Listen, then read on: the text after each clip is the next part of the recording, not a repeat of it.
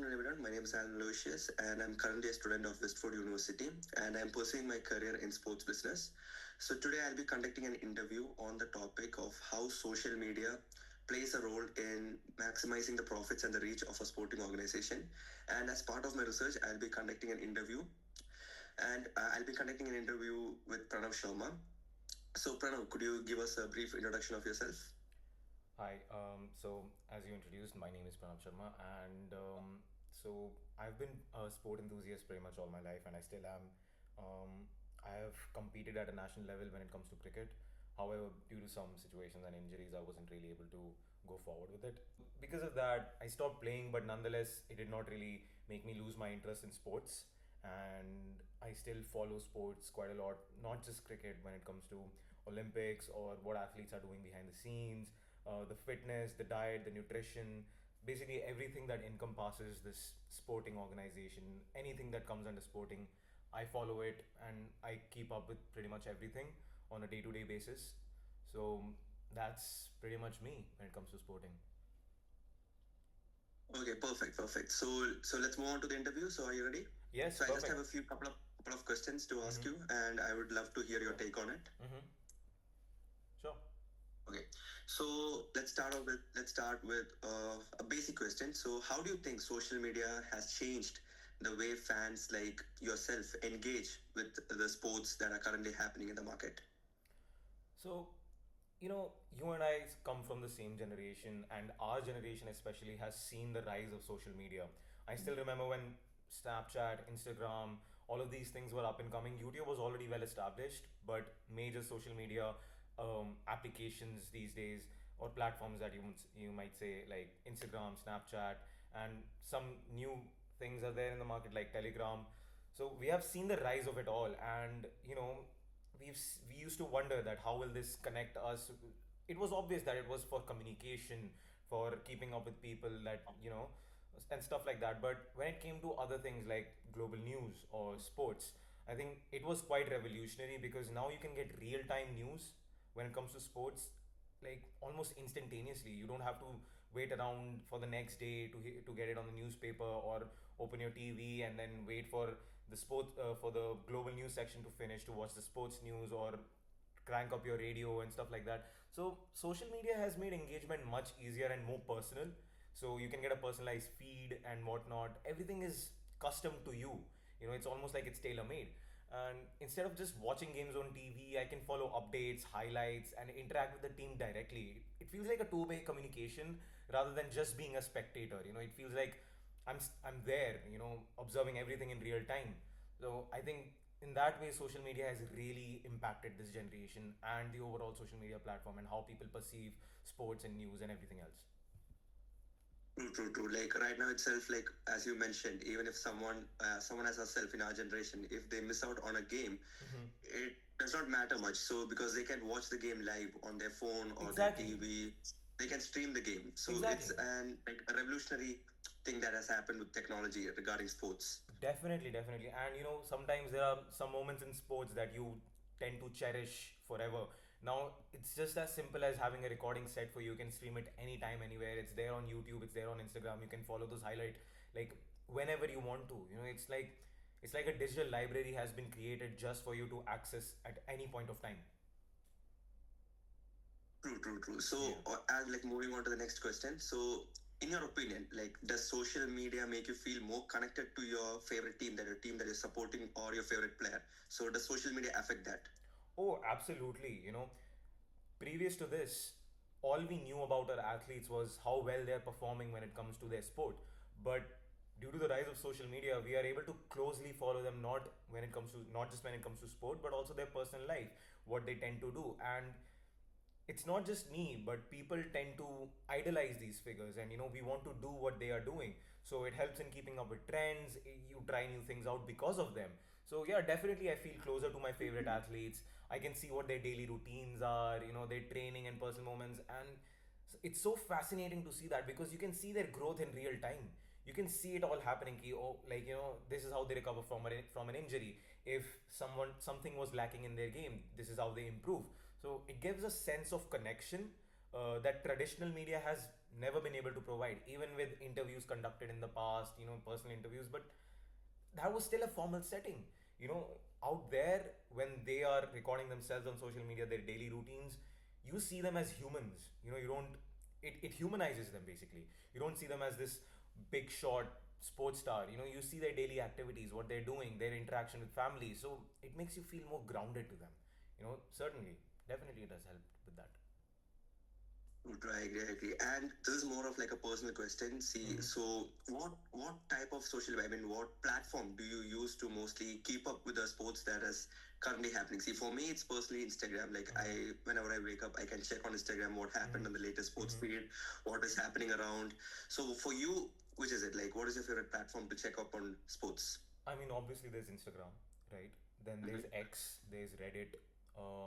These are and YouTube. I feel like these four are the primary sources for information when it comes to sport. But being from a sports background, I like to analyze things on a more deeper level. And for me personally, I think Reddit, because there are a lot of other people like me who share the same mentality, and people on Reddit tend to be more detail oriented about things, about the plays that are happening. So they go more in depth about what's happening. And then there is also some sort of personal politics attached when it comes to sports, and Reddit has that kind of biasness in them. They want to attach personal politics when it comes to sports. So for me, it's Reddit. I like to follow up on Reddit a lot. And Instagram is a source of entertainment for sports. Like you have those edits, those crazy edits with the most trendy audio. And I mean, like the editors these days do a fantastic job. So watching reels about the highlights, like the previous game with Abhishek Sharma when he was absolutely blasting Pakistan, that was an amazing, like the edits were all over the place and it was so entertaining to watch. So I would say Reddit and Instagram are my primary sources for following up on sports organizations. So related to the last question, like not the last question, but the previous question. Mm-hmm. So like from your Instagram feed or your Reddit feed, you've Mm-hmm. obviously seen these edits like you mentioned. And Mm-hmm. has that been a factor for you to purchase any of these sports merchandises or any of these stuff that they sell online about these teams and players? So certainly, as you said earlier, that when you open up Instagram, it creates a personalized feed for you. So it compiles all of these things about you and it pushes a product towards you that might interest you. So Instagram does that, and there are times when I find myself looking for something but I can't really put my finger on it. And some like Instagram just knows, not just Insta, but you go to Google or any other social media platform, because they're designed with these such algorithms to push products on you. And it's not a bad thing, because I've come across some great products, some great merchandise, some very valuable deals. And I mean, who doesn't like a good deal, right? So most definitely I've bought match tickets for very good prices. I've bought jerseys, I've bought some sports merch, equipment. And I mean, I would say that I'm an avid social media shopper. So whatever gets suggested to me through my feed, I do some research on it and then I proceed with my purchase.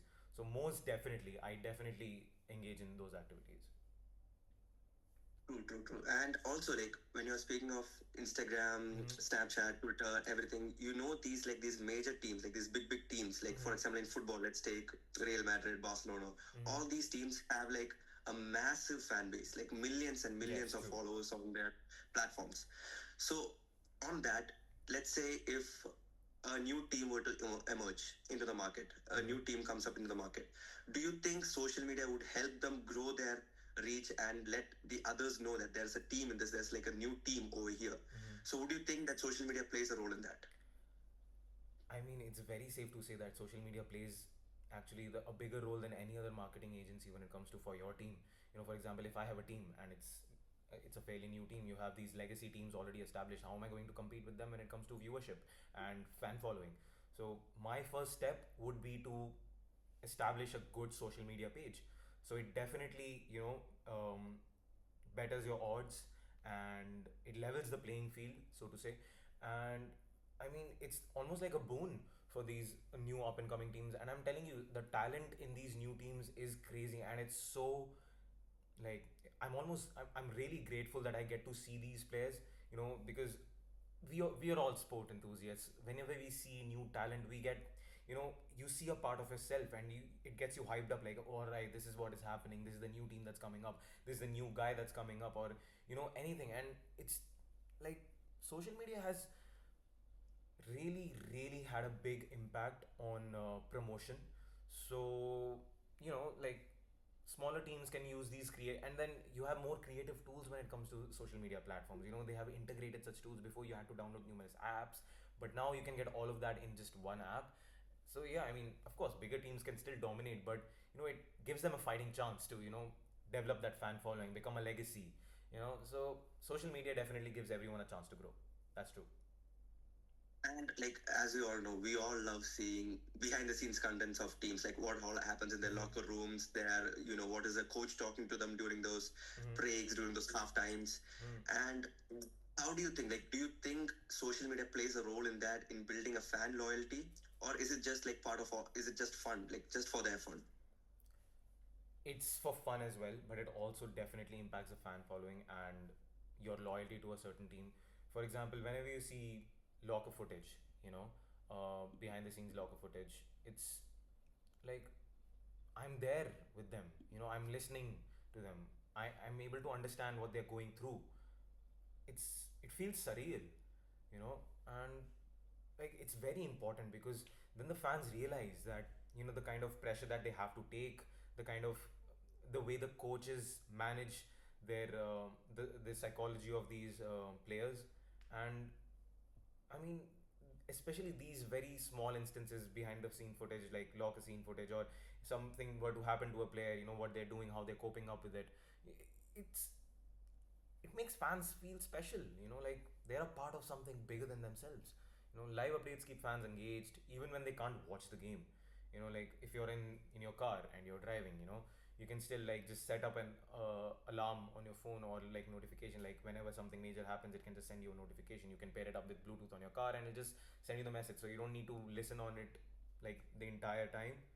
And anything that's happening, when it comes, like, anything major that happens, it it's, as I said before, it's very instantaneous. And then, because of these things, there are lots of player interactions, so you get to see how they behave with other players, how they talk. And we admire that. Lots of times you can see in the comments, like, I like the way this guy talks, he's so well behaved, he was brought up in a good house. So these are just a few examples of how we relate to them. Before, they used to be these untouchable idols, but now it feels like, what, they're as human as us. They perform on a different level, most definitely, but at the core, they're still human. So I think that is why it's so important. True, because like before as well, like let's take 30, 40 years back when social media was just upcoming. Mm-hmm. All these fans that go to the stadiums to watch the games, all they can see is the players on the field. But now with the rise of social media, we get to see what they're going through, like what is happening in their life, Yeah. what all like difficulties that they're going through. Mm-hmm. So it's not just we feel more personal to them. We feel more Exactly. connected to the team, and that Exactly. loyalty, that we build that loyalty with them. True. Exactly. And the next question is a bit of a controversial one. Mm-hmm. So, what is your take on sports organizations using celebrities or influencers to promote their brand on social media? Um, this is a very controversial take, because many other sporting athletes have been in trouble. We all remember the infamous Ronaldo case, when he removed a bottle of Coca Cola and he put up a water. You know, I mean, when you are an athlete, you have a certain, especially when you have a fan following, you have a responsibility to at least preach what is the larger good, you know. And we get it, you're famous, you have to do a few endorsements here and there, but you also have the responsibility to research a little bit on the product. But then again, it's, you know, fans do connect with these promotions. Like, you have Michael Jordan, right, and Nike Airs.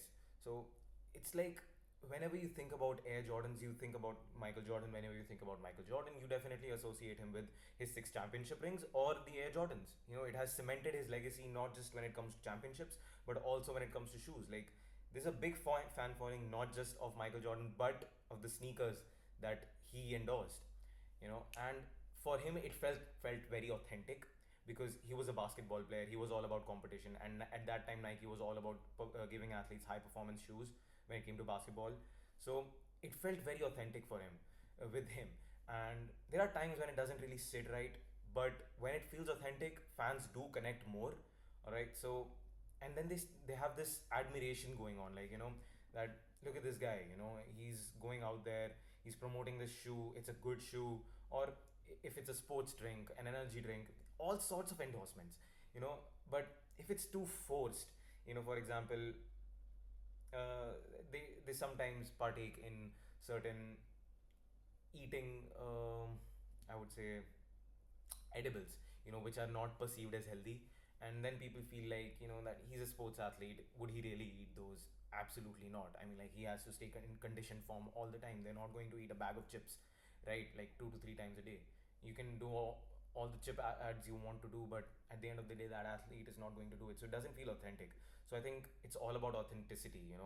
It should relate to you as much as it relates to the sporting athlete as well. For example, if I was an athlete, I would like to do ads that were connected to my profession or the current sport that I'm involved in. I wouldn't go out of my line to promote something else, because that would work in two ways. First, it feels authentic. Second, when it feels authentic to the mass as well, so they connect more. So I think they should be careful about what they endorse and what they advertise. Definitely.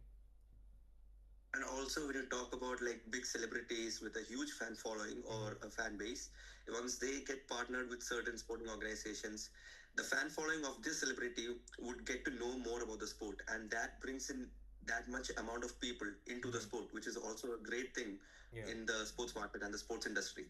Yeah. You're increasing your fan base for both Exactly. the celebrity and the sporting organization. Definitely. So now we've talked mostly about how positive of an impact social media has, and Mm-hmm. mostly it is mostly positive. Mm-hmm. So, do you think social media creates negative impacts to these sporting organizations and even the players? Do you think social media plays a negative role as well, along with the positive side?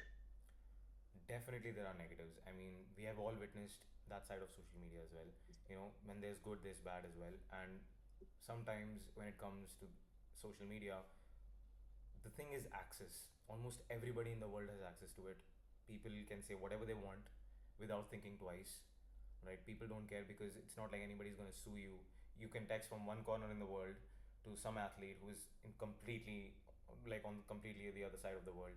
And what are they going to do about it? So people take advantage of that, and they tend to abuse that power. So, we have all seen when it came to when India lost the World Cup, Cricket World Cup, right? Virat Kohli's children, MS Dhoni's children were targeted. So they hurl abuses, threats. There's a lot to face, and it's like added pressure for the athlete.